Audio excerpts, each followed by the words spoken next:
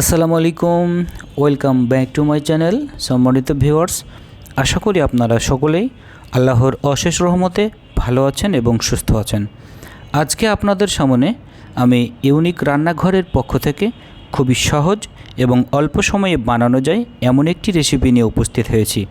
আজকে আপনাদেরকে দেখাবো কিভাবে জালি কুমড়ো দিয়ে মসুরের ডাল রান্না করা যায়।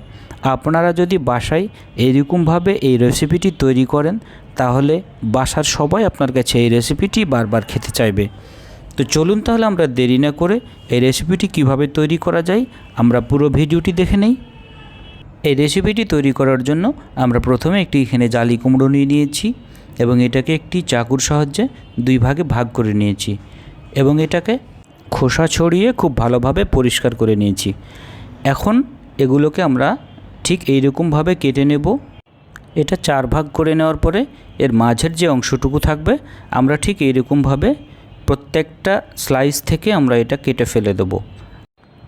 এরপরে ঠিক আমরা এরকম করে এটাকে টুকরো টুকরো করে নেব। আমার জালি কুমড়ো কাটা শেষ হয়ে গিয়েছে, আপনারা ঠিক এইরকমভাবে কেটে নেবেন। এরপরে আমি এখানে ফ্রাই প্যান নিয়েছি এবং এটাকে ভালো করে হিট করে নিয়ে এখানে আমি দিয়ে দিয়েছি পরিমাণ মতো সরিষার তেল।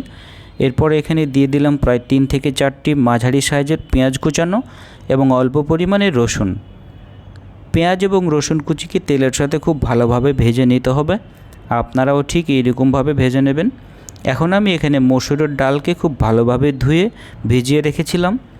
আমি 10 মিনিট পরে ডালগুলো এখানে দিয়ে দিয়েছি এবং এখানে 1 চা চামচ হলুদ গুঁড়ো এবং 1 চা চামচ মরিচ গুঁড়ো দিয়েছি। মরিচ গুঁড়ো এবং হলুদ গুঁড়ো ডালের সাথে খুব ভালোভাবে ভেজে নিতে হবে। আপনারাও ঠিক এইরকমভাবে এটাকে ভেজে নেওয়ার চেষ্টা করবেন। আর এটা রান্না করার সময় এই পর্যায়ে আপনারা চুলোর হিট অবশ্যই মিডিয়াম লো ফ্লেমে রাখবেন। এটা যদি হাই হিটে রাখেন তাহলে কিন্তু পুড়ে যাবে। এখন আমরা আগে থেকে ধুয়ে রাখা জালি কুমড়োগুলোকে এখানে দিয়ে দিলাম এবং ডালের সাথে এটাকে ভালোভাবে ভেজে নিতে হবে। এখন আমরা এখানে দিয়ে দিচ্ছি 4 থেকে 5টি কাঁচামরিচ কুচি। কাঁচামরিচ দিয়ে দেওয়া হলে আমরা এটাকে খুব ভালোভাবে মিশিয়ে নেব এবং এটা যখন খুব ভালোভাবে মেশানো হয়ে যাবে তখন আমরা এখানে দিয়ে দেব পরিমাণ মতো পানি। পরিমাণ মতো পানি দিয়ে এটাকে আমরা আবারও খুব ভালোভাবে মিশিয়ে দেব। এটা ঠিক এইরকম করে মেশানো হলে আমরা এটাকে এখন এই পর্যায়ে ঢেকে দিয়ে রান্না করব প্রায় 5 থেকে 7 মিনিট। 5 থেকে 7 মিনিট পরে ঢাকনা খুলে আমরা এটাকে নেড়ে দিচ্ছি।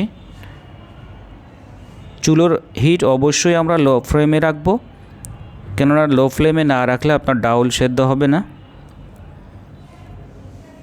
আমরা এখানে আবারও প্রায় 5 থেকে 7 মিনিট পরে ফিরে এসেছি এবং এটা এখন এইরকম অবস্থায় এসেছে। তো এই পর্যায়ে আপনারা এটা অবশ্যই মিডিয়াম লো ফ্লেমে রান্না করবেন এবং এটাকে মাঝে মধ্যেই নেড়ে দেবেন। এখন এটাকে আমরা আবারও ঢেকে রান্না করব প্রায় 5 থেকে 7 মিনিট।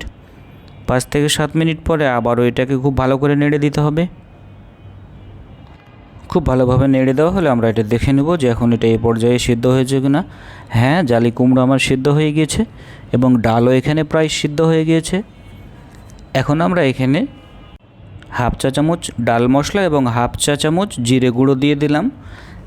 ডাল মশলা এবং জিরে গুঁড়ো দিয়ে দেওয়া হলে এটাকে আবারও খুব ভালো করে নেড়ে দিতে হবে এবং এটাকে ঢেকে রান্না করতে হবে প্রায় 5 মিনিট। ফিরে আসছি 5 মিনিট পরে। আর এই পর্যায়ে আমার রান্নাটি এখন পুরোপুরি শেষ। আপনাদের প্রতি আমার অনুরোধ থাকবে আপনারা বাসায় একবার হলেও এই রান্নাটি ট্রাই করবেন এবং কেমন হচ্ছে তা অবশ্যই আমাকে কমেন্ট বক্সে জানাবেন। এতক্ষণ ধৈর্য সহকারে আমাদের এই ভিডিওটি দেখার জন্য আপনাদেরকে জানাই আন্তরিক ধন্যবাদ এবং মোবারকবাদ। আজ এ পর্যন্তই, দেখা হবে আবারও সামনে কোনো সহজ রেসিপি নিয়ে। ততক্ষণ পর্যন্ত ভালো থাকবেন, সুস্থ থাকবেন। খোদা হাফেজ।